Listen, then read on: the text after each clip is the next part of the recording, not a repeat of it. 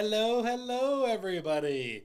Thanks for joining us once again on another webinar here with Backyard Farming Academy and Backyard Farming Supply.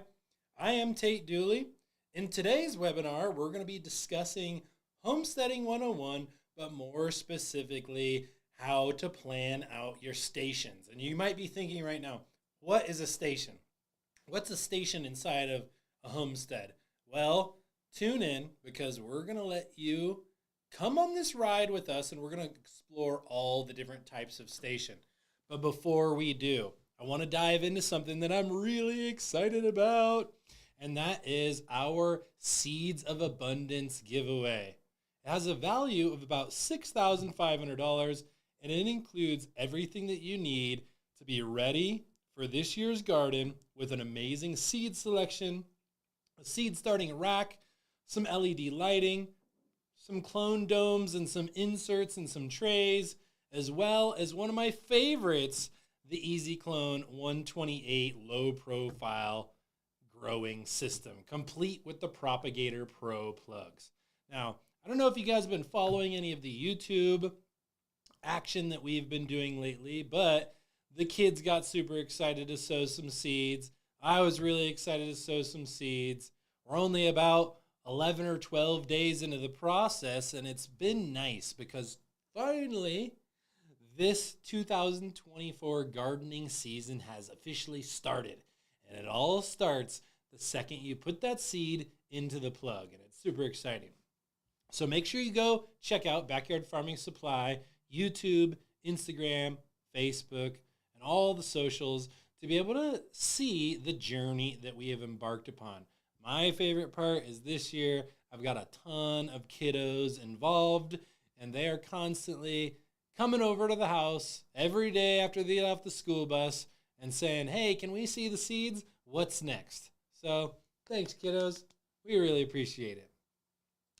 With that being said, make sure you go sign up for the Seeds of Abundance giveaway because there's a bunch of different ways that you can enter, whether it's just subscribing to our YouTube channel or following us on Instagram or Facebook, or even purchasing some seeds or some products from our website. There's a bunch of different ways that you can increase your entries to make sure that you have the best chance of winning possible. Now, I wanted to say something on that real quick. There are a few rules that I hadn't acknowledged before, especially on the webinar. So it's very simple. We actually only have 3 rules for you guys. Number 1, you have to be over 18. Number 2, you have to have a valid driver's license. And number 3, you have to be a citizen of the USA. We think that we would add a lot of cost shipping one of these seed racks and all of these equipment outside of the USA. So we want to limit it to our USA friends and really give back to the USA in this crazy time of need. Throw your comments down below if there's anything that I'm missing, any questions that you guys are curious about with the Seeds of Abundance giveaway or the Homesteading 101 series. With that being said, also, if this is your first time tuning in to our Homesteading 101 series, make sure you go back and watch the others because we're actually on the 3rd week or the 3rd presentation now of our Homesteading 101 series, and we had some really good convos going in our other weeks. We actually also had a guest on, and you guys are going to have to go check that out. So make sure you go check that out to get the full encompassing package of the Homesteading 101 series here with Backyard Farming Supply. Let's dive in. So this is week 3, and we're going to be going and talking about all the different stations that we can plan. And what is a station? How do we design functional and beautiful stations? How do we give them assembly line layout to maximize efficiency? And how do we maximize space, resources, time, and minimize the effort that we have to do everything in our backyard farming system? So, but most importantly, it's all about integrating sustainability and regenerative practices into your homestead layout. And we're going to dive in. So I hope you guys are ready. It's going to be another fun one. Once again, we've just started these webinar series, so we plan on getting a little bit better every single time. By no means are we doing it perfect right now, and you'll see little changes every single time, whether it's in our set or our audio or our video or the places that we're broadcasting. So if you've got some ideas, feel free to throw it down below. We love and appreciate you guys for being here and helping us improve, because that's what it's all about in the world these days, right? I'm a firm believer that if you're not learning every single day, you're withering away in the wind. So let's dive in and explore some of our homesteading series. And I also wanted to give you guys a little precursor as to what we got coming in the future. So the next week, 1 week from today is Thursday, February 29th, Leap Day. Thanks for joining us here on the day that doesn't exist, but every 4 years. So in 1 week from today, this following Thursday, we're going to be doing week 4, and that's all about system planning. And you might be asking yourself once again, what is a system? And what does systems have to do with homesteading? Well, tune in next week, and we will guide you through the journey, and we'll give you some of the pro tips that we've got on our systems and how they make our lives easier, give us more time in the day, and ultimately allow us to keep on keeping on with our busy schedules and lives and all the kiddos and the jobs and all the things that we want to do in our own personal lives without eating up all of our time and becoming a traditional farmer that all we do all day, every day is farm. Now, I love to do that. Don't get me wrong. I got love for my farmers, and I look forward to the time of year that I can be outside and just chilling with the garden and absorbing the vibrations and watching the plants grow and hanging out in Mother Nature. But we also have week 5 coming. So 2 weeks from today, we're going to be talking about building your seed station.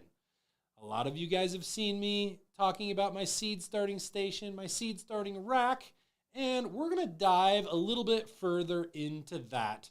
So that way you guys can see, A, the rack that we're giving away for the Seeds of Abundance giveaway, but also all the different components that make this rack able to crank out hundreds of seeds in a very small footprint.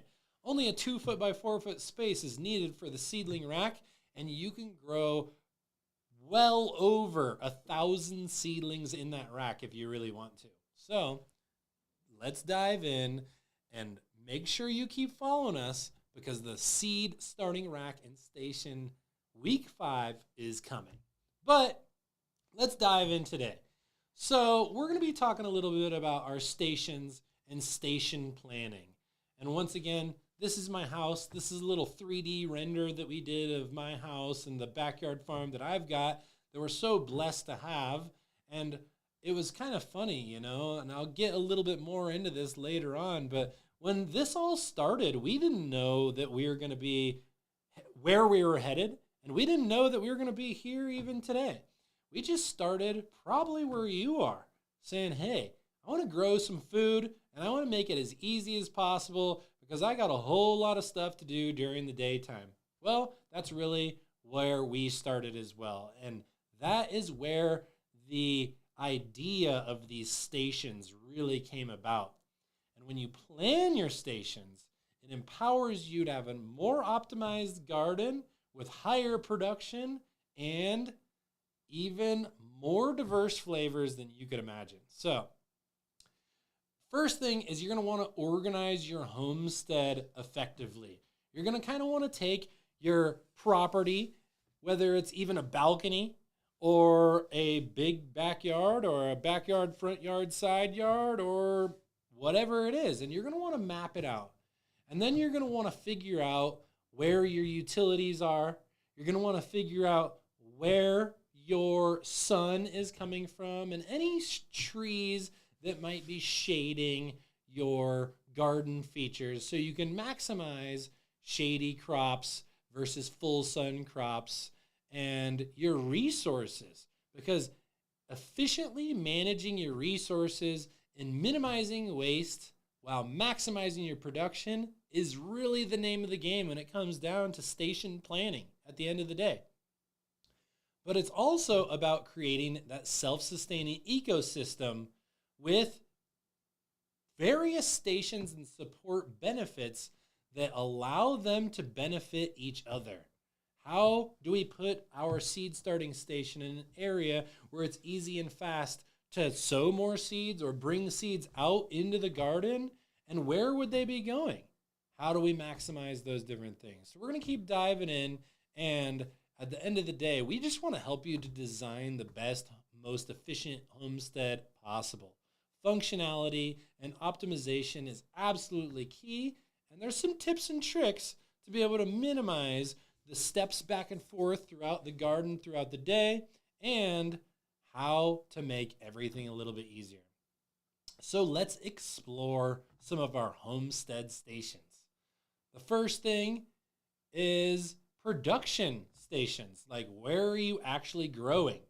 Are you growing fruit trees? Are you growing leafy greens? Are you growing strawberries? Are you growing tomatoes and peppers? Because all of these different things have a little bit different tweak to the stations that you're going to be implementing for these particular things. And then beyond the production, what about support stations? Whether it's an irrigation and fertigation station or a wash station or a harvesting station or an outdoor kitchen, where do we want these things? Also, habitats, pollinators, bugs, animals. How do we keep them in places that we want and keep them out of places we don't want? But most importantly, how do we enjoy it throughout the process with our living stations? Do you want a hot tub? I don't know. The sky's the limit. Let your imagination be unleashed and really dive in to your property. Customize customize your property and really be able to maximize everything that you want in these main categories. And I absolutely have a fun time. I know that as I set up my stations in my house, there was a bunch of different things that ended up kind of just falling into place. But it didn't happen overnight. I don't know if you guys have been following us for very long, but our garden this year is officially on its 8th year of being in place. And we started with just one bed. But we had to learn where the proximity of some of these things needed to go to really optimize the overall flow of the garden and maximize our production and minimize our work. So the first one I want to go into is the first thing everybody thinks about with homesteading and gardening in general, which is our production stations. Production is another word for where you're going to grow your produce, where you're going to achieve your massive plants and your massive growth of the actual plants themselves. Now, the first thing is a seedling propagation station. I am very lucky because this is my first year that my seedling station is completely dialed from the get-go. Even last year, I was still dialing it in completely. And the year before that, I actually didn't have a seed starting station. So we're right there with you. We're learning too. We're bringing these practices into our own life. And I believe a seed starting station is absolutely essential to have true control of the varieties you grow, the pests and disease that you're going to encounter, and the opportunity to have successive planting throughout the year. Most of the time, people think an entire homestead or an entire garden is just some raised beds. We're growing some vegetables. It's our leafy greens, our flowers, our trees, whatever, in some raised beds. And that is true, and it's a very important part of the system. But as we continue to dive in, you guys are going to start to see that it's a lot more than just a couple 2x4s on the ground with the cheap, easy, convenient dirt that you can get to go in place. Some of us have greenhouses, and greenhouses are absolutely amazing for extending growing seasons, especially in places like Colorado. Colorado is a very short season, and at the end of the day, it's kind of limiting because we have some areas less than 90 days to be able to do our entire gardening efforts. Most areas, it's only about 120 days.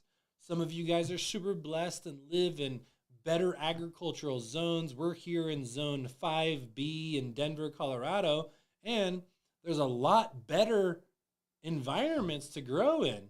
But what this is all about is teaching everybody to grow. No matter where you're at, what budget you have, and what resources you have, how do you set up your own food production so you can take food and cultivation, and more importantly, knowing what's in and on your food into your own hands. Some other things that people love to do, and it could be as simple as a mushroom bag inside in your kitchen growing some shiitake or some oyster or some lion's mane. But you can also use some of the debris that has been cut down around your house or at your neighbors' or friends' houses to be able to create mushroom logs. What's a mushroom log? Well, maybe we should do a whole series on mushrooms in the future. I know that it's a very important part of people's diet nowadays, and there's been a lot of awareness brought to light of what it does for your brain, your nervous system, and even your gut. So, mushroom logs and beds are a really fun addition that are kind of not very commonly thought about to incorporate into your homestead. But also orchards for fruit tree growing. This is one that in the last few years I have become obsessed with.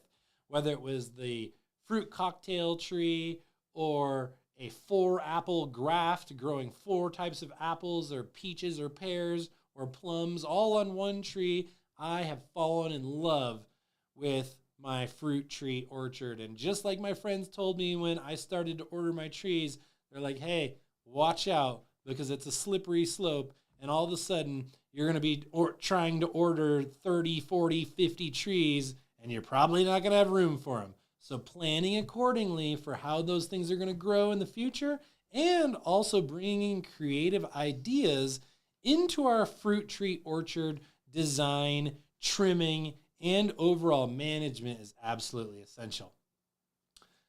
But another one that a lot of people don't think about is having your own vineyard.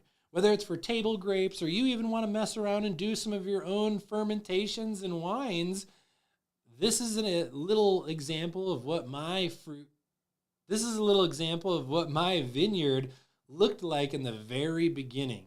But it has changed a lot, and I'm excited for what we're going to be doing this year. There's never a bad time to start any of this. Just like they say, the best time to plant a fruit tree was 10 years ago, but you might as well start now. So don't ever let yourself get discouraged. Don't ever let yourself think that you're behind, because planting a garden, a fruit tree orchard, a vineyard, mushroom logs, raised beds, building out your seedling station, or setting up your greenhouse is believing in tomorrow. So I am pretty excited to continue diving into this with you guys. And if you guys have any suggestions or you guys want me to go further into depth with any of these categories, let me know. Post in the comments down below, and feel free to DM us and reach out. Even if you guys are like, hey, I just really would like this entire slideshow. We don't link it in the description down below, but for certain people that ask the right questions and show up and participate and engage, we do from time to time pass along these slideshows so you can have them on the back end while building and planning out your stations. Now, my personal favorite stations as a mad scientist, nutrient guy, and plumber are my support stations. So make sure that you guys plan accordingly for your support stations. And the first one that I want to go into that we've got a picture of here is our irrigation and fertigation stations. Now, these are super important. And in my eyes, this is the difference between a garden or a raised bed with some dirt in it and truly maximizing and optimizing a backyard farm for crazy yield. It's all about the irrigation and the fertigation. And what's really interesting is a lot of people actually don't know what fertigation is. Fertigation is the art of simply adding plant food into your irrigation, or simply adding fertilizer into your irrigation. This creates a fertigation station, and you can go all the way from something as simple as a 5-gallon bucket with a venturi that attaches to your irrigation, all the way to Ferrari status, like my house, where you've got multiple compost tea brewers, multiple different fertilizer formulas, fully automated with float valves and auto filling and automatic air and automatic filtration and nutrient distribution. If you guys are curious about any of these things, feel free to hit us up. We're here for you. We want to guide you to the best irrigation and fertigation station possible, because in my mind, it's the number one station that's going to take you from dedicating too many hours and not seeing the results that you want to having a whole bunch of free time to enjoy your garden while maximizing and getting crazy yields. I've grown everything from hundreds of pounds of peppers and thousands of pounds of tomatoes and corn that was 12 and 14 feet tall. And I believe it's simply by adding the right fertilizers into my irrigation. But also, this is another station that allows you to collect and utilize and store things like rainwater. Now, obviously, some states, for whatever reason, say no to this, but here in Colorado, it is not illegal to collect rainwater, and I have a couple different ways that I collect my rainwater and use it even for multiple stations. Now, another one is composting and composting areas. And this turns your food scraps and yard waste into usable biological fertilizer. And there are some pros and there are some cons and there are some best practices when coming down to composting. And one thing that I have to say is this can be a huge advantage for you if you have the right compost station. If you don't, it's going to make it a really hard task. It's going to be a lot of labor, and it can even be a fire hazard. So make sure you go check out some of our other homesteading webinars where we dive a little bit further into composting areas. Now, for me, I located my irrigation and fertigation station right next to my tool shed. This makes it really easy if I ever need to fix anything. I have a good amount of shade in that area, so it's reducing the amount of temperature on not only my irrigation station, but also my tool shed where I store my fertilizers and even other garden goods that you really don't want to just leave out in the sun all year. So a tool shed can never be underestimated. And even a lot of times your tool shed and even sometimes your seedling starting station or other areas can be used as your drying shed or your dehydration area or just overall food storage. I don't know if you guys saw my bean and squash and tomato pepper storage at the end of the season last year, but I did a lot of this in my seed starting station. It was actually really convenient because that's right next to my kitchen. I was able to wash everything coming out of the garden, store it in my seed starting station, and boom, it's only about 10 feet away from my kitchen at that point. So this is another emphasis on how you can plan out your stations in an assembly line fashion to minimize your steps and maximize the ease of use of all these different things. And for those of you that have it, definitely a root cellar or a storage room is an extremely nice thing to have, especially if you're into growing massive amounts of beans or squash or even onions. A lot of times these things are kind of tricky to store, and the best place to store it and the best place to store them is in a flat temperature environment, out of light and out of temperature change. And a lot of times that's the root cellar. So I think that that is something that I'm missing in my own personal homestead.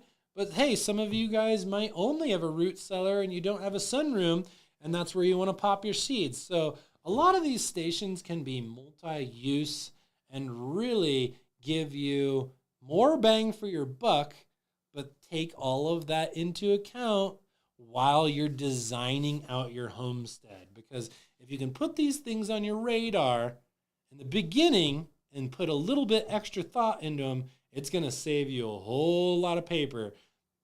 It's going to save you a whole lot of effort. Because I would rather waste a couple pieces of paper than waste thousands of dollars or days of work in the garden rebuilding stuff. That is really huge. Now, a couple of these other stations that we really need to look at are our habitat stations. That's things like animal housings for raised chickens, ducks, rabbits, goats, sheep, and any other animal that you really want to have on your homestead. And sometimes it's also about managing those animals and keeping them out of other stations while encouraging them to be in their area, just like pollinators. Pollinator gardens are an amazing thing to incorporate into your garden. But if the entire garden was all about pollinators, then you wouldn't have as many areas for your leafy greens or some of your other non-flowering things that you're trying to grow. Now, where do we put these things? I think that there's specific locations that we can really maximize. Like, for example, if you're wanting to put in a fruit tree orchard, underneath those fruit trees is an amazingly perfect spot to plant all those different types of pollinator plants and flowers and all the things that might be a little bit more non-edible, but host just as many benefits to your edible crops. Because it's been proven, obviously, that by incorporating pollinators into your average garden, right off the bat, your yield is going to go up pretty tremendously. And even on things like peppers and tomatoes that do have flower sites and draw in their own natural pollinators, it's even better to bring in a bunch of different types of flower species. And the more types of flowers and the more types of plants you have in general, the more types of pollinators and even beneficial insects you can draw into your garden or your homestead, which ultimately can fight off other pests, keep away disease even, as well as maximize your fruit and vegetable production. So, how do we do that? One really amazing way is by incorporating beehives. And a lot of us think, hey, you can't have a beehive in a suburban backyard, and you definitely can. A lot of times misinformation keeps us away from incorporating some of these things into our homestead, and ultimately it is all about where you locate these things and what else is going on in your homestead to be able to maximize your results. Like wildlife ponds and water features naturally draw in birds and naturally draw in other types of pollinating insects, even because of the sound and the frequency and the humidity that they put off. There's a lot of different things there's a lot of different benefits that we can get from our homestead by simply incorporating water features. Now, our natural areas are encouraging native plant growth and wildlife, And they might also be a little bit of a bait area or a lure, a lot of times is what you'll be hearing them called. Like, let's say that you have a neighbor that just lets their yard go completely wild and they've got a whole bunch of aphids. Well, it's a good idea to put a whole bunch of aphid deterring plants right up on that fence line, and maybe even right after that, put some type of lure plant so that if they do get through those deterring plants, that they go right to the plant that they want to hang out on the most and hopefully concentrate their population there instead of spreading out into the rest of your garden. Now, when you plan these things out too, you're going to definitely want to think about your living stations, because living stations are a very important part of my backyard farm. And I have gone all the way to the nth degree by making it even almost a vacation vibe with stuff like my outdoor shower and my outdoor veggie processing sink and my chimenea and my multiple sitting areas and the hot tub. And these are an amazing way to be able to bring more people into your garden, make it more comfortable, make the memories last, and ultimately increase the amount of time that you get to hang out in your garden without just doing the work. And I think that that's a really important part of system planning and stations in general, is being able to enjoy the garden, enjoying Mother Nature. Because if you're able to not only grow all of these things out there, but able to wash off your crops and go and cook it up and enjoy it in your outdoor kitchen or your fire pit or your outdoor fireplace, you're going to have a way more magical time, and you're going to build a lot more memories, and your kids are going to want to hang out there more, and their friends are going to want to be able to hang out there just as much. So optimize your environment, optimize your entertainment spaces, and definitely have some fun when it comes to planning your stations and building out your homestead in general. A lot of times we start and only think about a couple things. I want some raised beds, that's it. But when we look at other potential stations, living stations, fertigation stations, animal stations, orchards, all these different things really maximize our time. And some of the other potential stations that I know that my kiddos love are play areas, the trampoline, the areas where they can hide while they're shooting Nerf guns or playing tag or throwing even the ball for the dog. There's a lot of different things that they can do. And I am excited this year to be adding a couple more wind turbines and solar panels and opportunities to generate renewable energy, but having them look good so that they ask questions, and those questions therefore instill opportunity for conversation and stimulation with kiddos and family members. Outdoor shower, like I already said, is one of my favorite. If you want a real way to turn your backyard farm into a little vacation paradise, outdoor kitchen, outdoor shower. Boom, right off the bat, you're experiencing, it feels like you're in the Mayan Riviera at an all-inclusive resort, just having fun, eating some delicious food that you just picked minutes before, and pouring a drink and going and taking a little outdoor shower on that hot day after you've been sweating and working in the backyard farm. But also, for sustainable and firewood lumber areas, where can you put your wood storage or your wood lot without it taking up valuable space, biting into your gardening space? Where do you store your plumbing? Where do you store your extra tools and PVC? All of these things can be extensions of some of these other stations like you see here.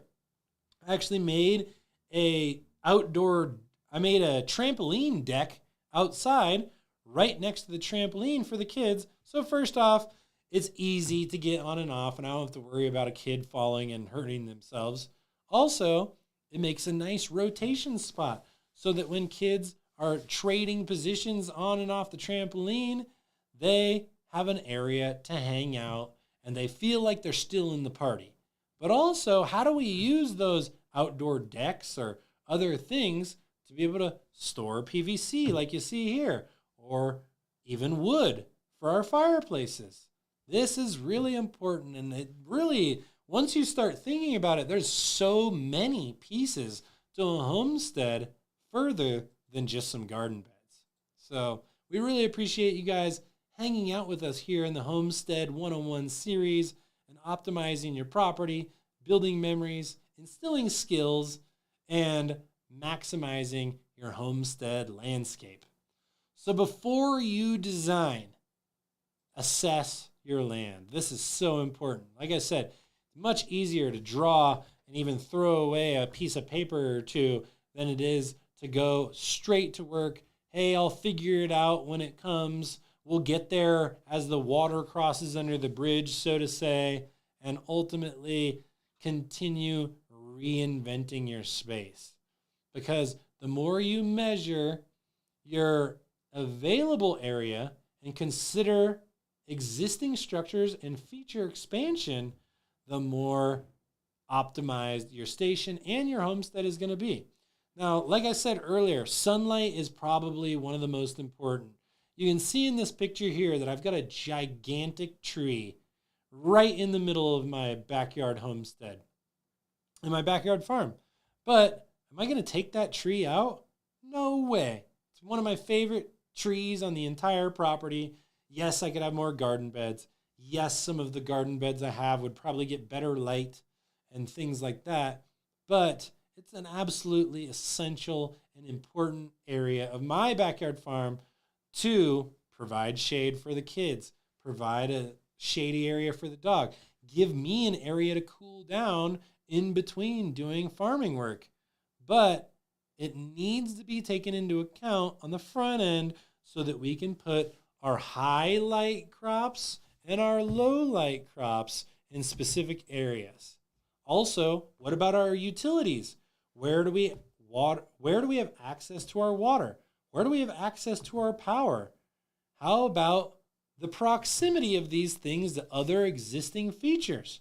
These are all really important things, and I definitely have some great recommendations here and on the other webinars, as well as our Backyard Farming Supply YouTube channel. I don't know if you guys have seen the videos that we've been dropping on, even specifically building out your seed starting station. But if sometimes you're like, hey, there's not enough detail and enough hands-on in the garden, in the seed starting station action in these webinars, well, that's what the YouTube channel is for.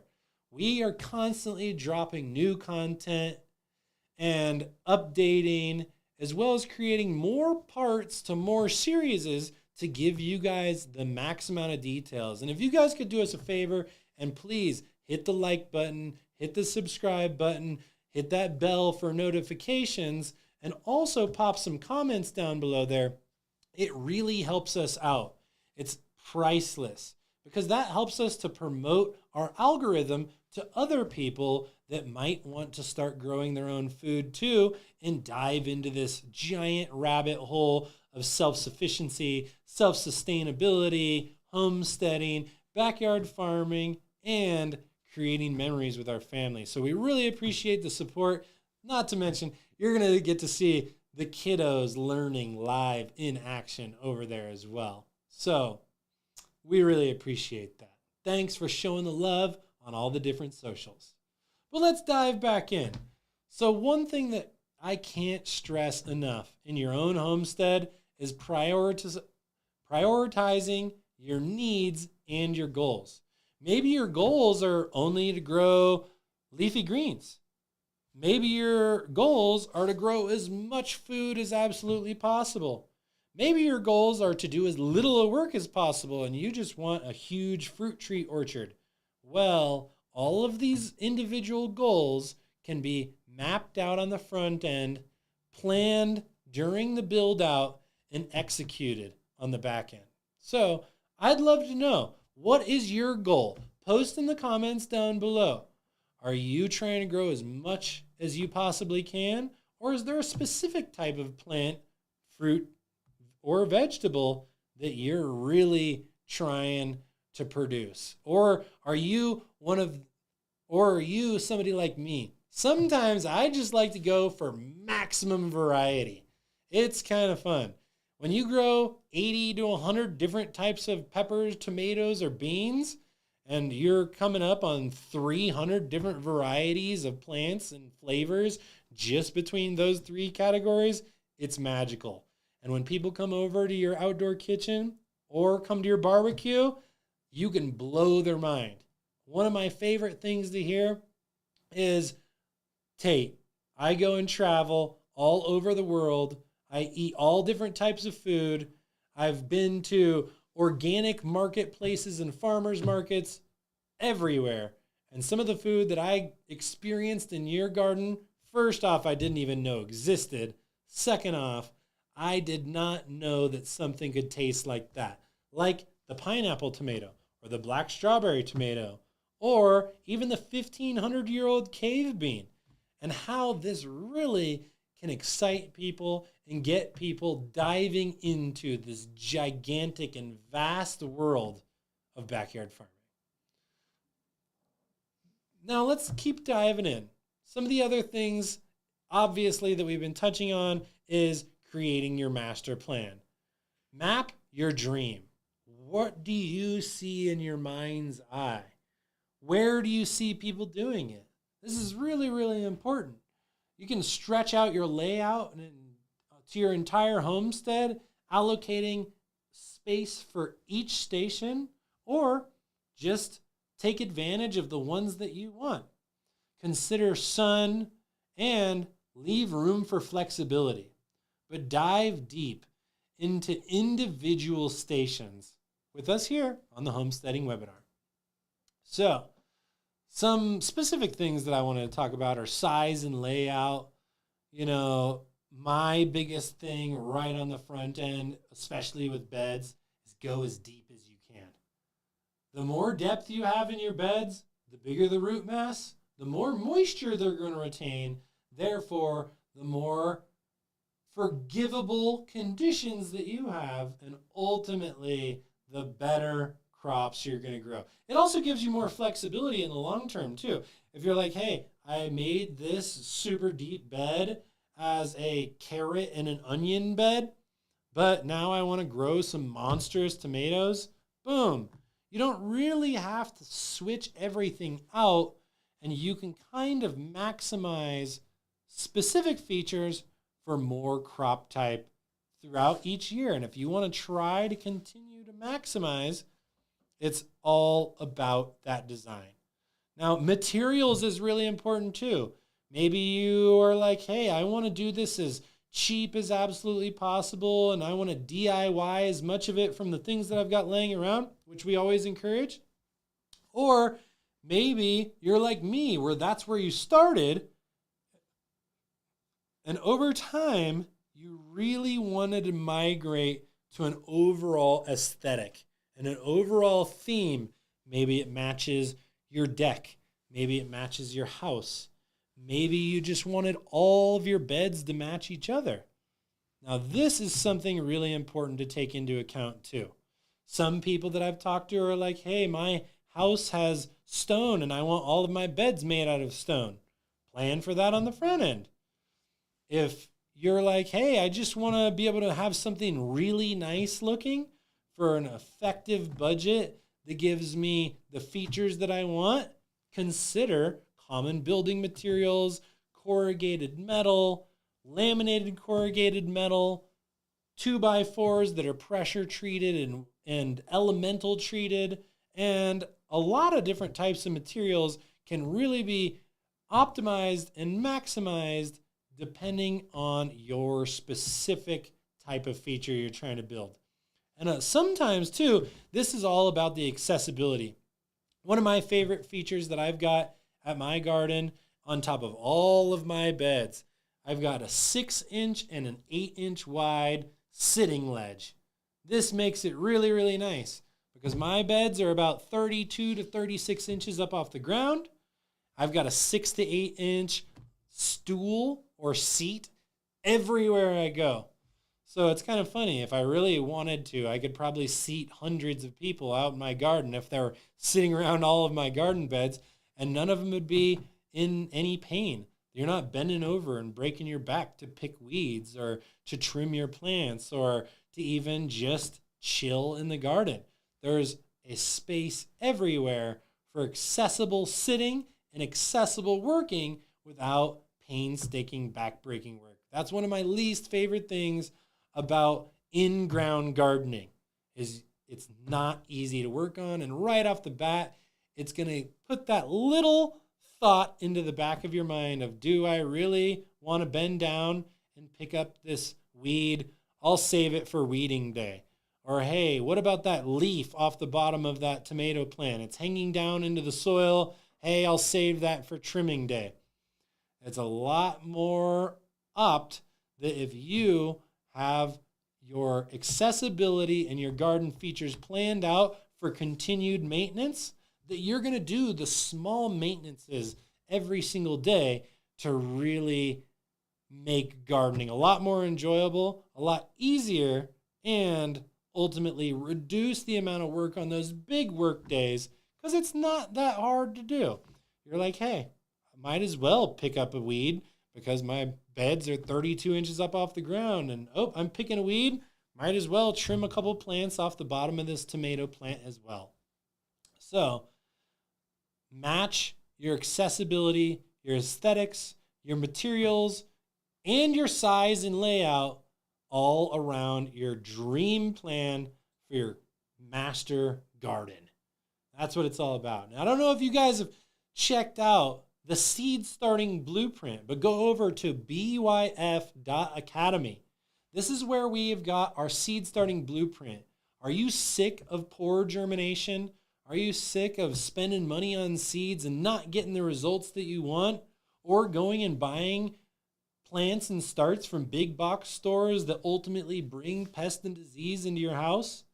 Set up your seed starting today and equip yourself with the knowledge and power with the seed starting blueprint that's going to take your garden to the next level.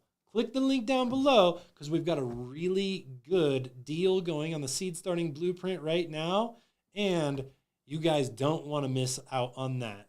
I'm actually excited because we've even got a couple kids taking the course, and we came to the table extremely proper on this seed starting blueprint. There's a 200-page workbook. There's a couple ebooks. There's 40 tests and quizzes. There is a lot of different things that make sure that you guys not only have the knowledge, but are retaining the knowledge to up your green thumb game. So we'll see you over at byf.academy when you enroll in the seed starting blueprint. Now, another thing when we're thinking about seeds and planting is a lot of times beans and peas and climbing plants. So let's think vertically, because I don't know if you guys saw the bean tunnel from last year, but Kelly, myself, and the kiddos had an absolute blast in bean tunnel. 100 different types of bean in a 30-foot long tunnel that were super easy to harvest. Picking beans above your head, seeing all the colors, letting them hang down, having the foliage above protecting the beans and peas from above, while making harvesting really easy on the back end was an absolute blast. And I had never really been that big into growing beans or peas before, but I fell in love with it. And you can definitely expect some more this year. We've got a couple twists that we're bringing in, and we have found the perfect companion plant for peas and beans. And no, it's not corn. Now, corn is an amazing companion plant for our peas and beans, but we've found another one that is even more exciting. So keep following us throughout the journey this year, and let's have fun. But while we're having fun, always make sure to upcycle, reuse, and DIY when you have an opportunity. If you're like, hey, I don't know for a fact if I'm going to want a tomato teepee permanently or a bean tunnel permanently, and you've got some extra pots and you've got some extra PVC and trellis netting, feel free to start some of your long-term projects with a simple DIY style project. This is really a good way. This is actually how the tomato teepee and bean tunnel started, was with DIY simple stuff that I had sitting around that I could start for free. This allowed me to fall in love with the concept and then ultimately optimize that concept when I went to go plan out the official version. So don't feel that if you're planning out your garden for this year, you've got to go 100% all in right off the bat. Feel free to kind of play around a little bit and say, hey, I might want this there, I might want that there. And feel free to make it a multiple year project, because mine definitely was. And I'm now finally to the point after 8 years of where I'm like, there's not really anything I can do. There's no more ways that I can really move stuff around because it's all permanent. And I've figured out my flow. If you guys have any questions on that, don't hesitate to hit us up. Drop a comment down below. Shoot us an email at info@backyardfarmingsupply, and we can help you plan out your best homestead you've ever created. That's for sure. So while we're doing that, though, we want to embrace sustainable practices. Just like I mentioned earlier, collecting rainwater, putting in solar panels, and really optimizing our space. Maybe it's even using some of the lumber that we've got laying around.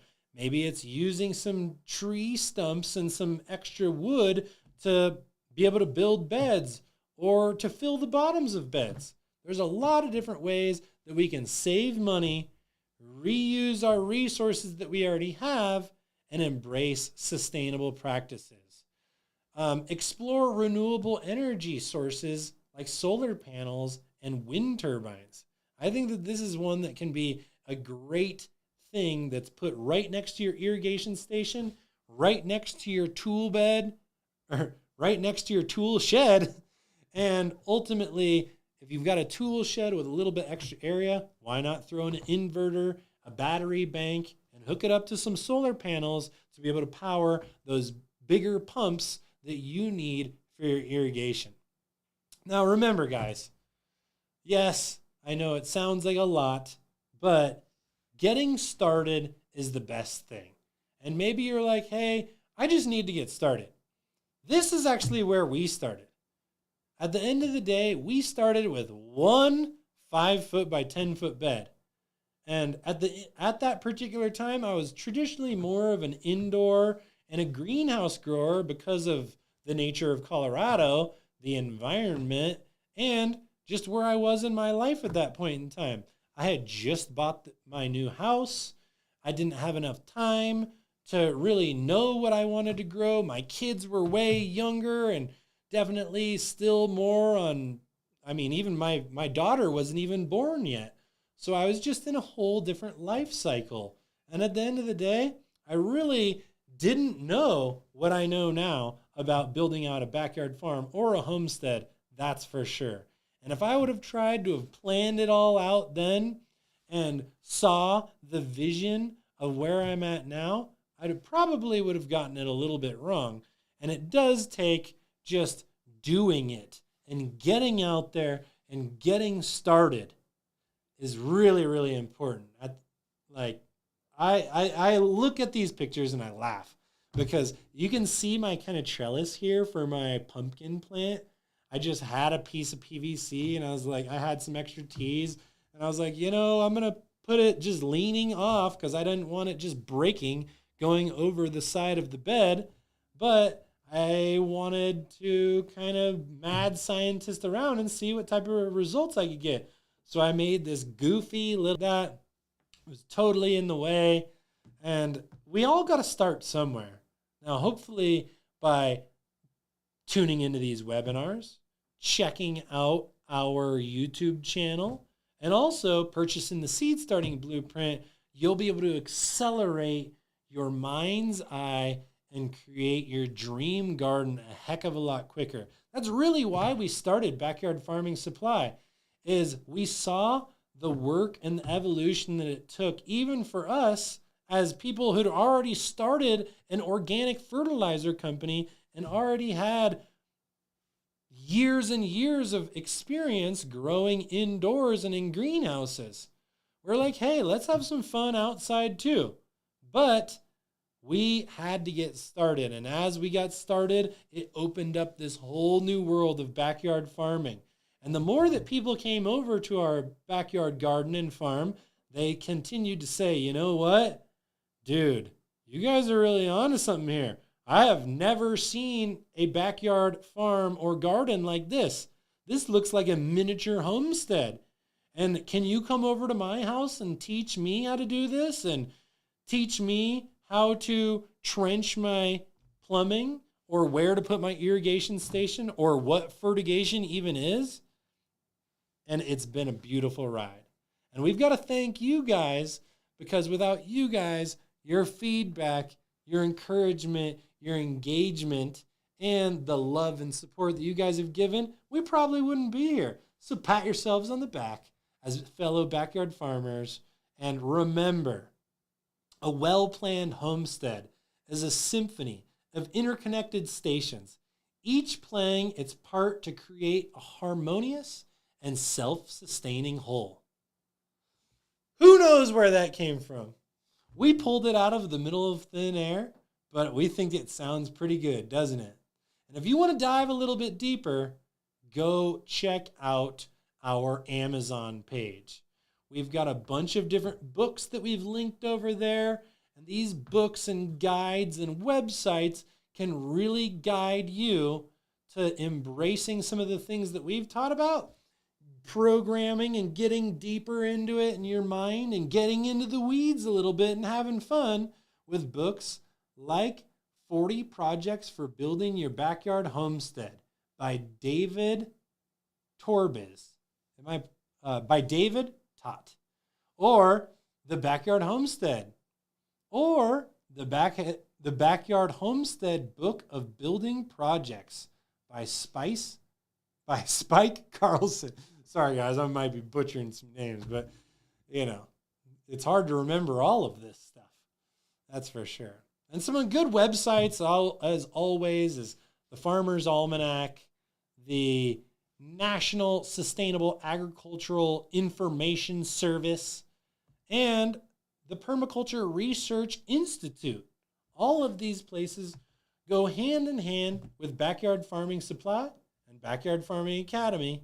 And you can grab all of these books as well as your seed starting rack, your fertilizers, your pumps, your timers, your plumbing, and reservoirs, plant labels, and a whole lot more to come over on the Backyard Farming Supply Amazon page. We got to embrace the world's largest marketplace, make it easy for you guys to be able to purchase this stuff, and there's no better place to do that than in Amazon storefront. So go check out the Backyard Farming Supply Amazon store page to search our curated, fast and easy selectable list of go-to garden products.